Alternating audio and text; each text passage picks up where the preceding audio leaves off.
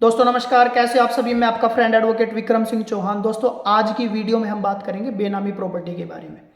बेनामी प्रॉपर्टी क्या होती है, यानी जिस व्यक्ति के पास ब्लैक का पैसा पड़ा है, नाप शनाप पैसा पड़ा, 2 नंबर का पैसा पड़ा है और वो व्यक्ति अपने नाम से प्रॉपर्टी खरीदने के बजाय किसी थर्ड पार्टी के नाम से प्रॉपर्टी खरीदता है। फॉर एग्जाम्पल अपने किसी नौकर के नाम से, ड्राइवर के नाम से या किसी थर्ड पर्सन के नाम से प्रॉपर्टी खरीद के डाल देता है और जिसके नाम से उसने प्रॉपर्टी खरीदी ना तो वो उसका पोजेसन लेता है, ना उसका कोई रेंट या कोई अदर बेनिफिट आता है, मॉनेटरी बेनिफिट वो लेता है। यानी वो सिर्फ नाम का ओनर है, पैसा किसी थर्ड पर्सन ने इसमें इन्वेस्ट किया है। तो लोग बेनामी प्रॉपर्टी क्यों खरीदते हैं? टैक्स की चोरी करने के लिए, ब्लैक का पैसा एडजस्ट करने के लिए, इलीगल तरीके से अपनी प्रॉपर्टी बनाने के लिए।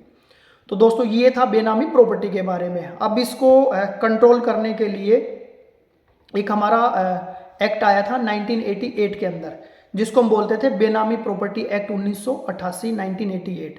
लेकिन इस एक्ट ने कुछ खास काम नहीं किया, इसलिए इसके अंदर 2016 के अंदर 2016 के अंदर अमेंडमेंट किए गए और उसके बाद इस एक्ट को और स्ट्रॉन्ग बना दिया गया। अभी जो इस एक्ट का नाम है वो है प्रोहिबिशन ऑफ बेनामी प्रॉपर्टी ट्रांजैक्शंस एक्ट 1988। इसका मेन एम या उद्देश्य क्या है भाई? एक तो बेनामी प्रॉपर्टी कोई खरीदता है, कोई ट्रांजैक्शन इस तरह की होती है तो उसको रोकना, ब्लैक मनी पे अगर कुछ लोग इस तरह की एक्टिविटी करती है तो उसके अगेंस्ट एक्शन लेना, रियल एस्टेट सेक्टर के अंदर जो है ट्रांसपेरेंसी लेके आना। तो ये सारा इसका मोटो रहता है जो हमारा बेनामी प्रॉपर्टी एक्ट है उसका। इसमें पनिशमेंट क्या रहती है? सबसे पहली बात तो अगर कोई प्रॉपर्टी अगर प्रूव हो जाती है कि बेनामी प्रॉपर्टी है तो प्रॉपर्टी को सीज किया जा सकता है और वो प्रॉपर्टी सेंट्रल गवर्नमेंट के पास चली जाती है। दूसरा, इसमें 7 साल तक की सजा भी हो सकती है या इसके अंदर फाइन रहता है जो कि प्रॉपर्टी वैल्यू का 25% तक इसमें हो सकता है। सामने वाली पार्टी को अगर लगता है कि भाई जो प्रॉपर्टी उनकी अटैच कर ली या सीज कर दी गई है तो जो भी ट्रिब्यूनल है उसके अंदर वो अपना अपीलेट ट्रिब्यूनल के अंदर अपना अपील कर सकते हैं।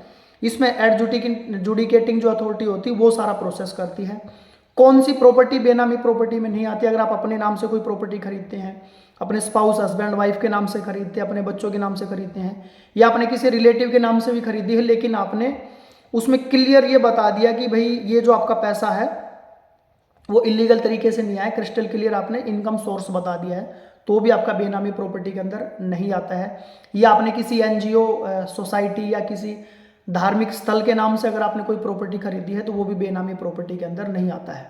तो मोटा मोटी दोस्तों हम बात करें तो बेनामी प्रॉपर्टी होती है कि पैसा किसी अन्य आदमी का और इन्वेस्ट किसी अन्य आदमी के नाम से खरीद के अगर कोई प्रॉपर्टी खरीदी जाती है तो बेनामी प्रॉपर्टी के अंदर आता है।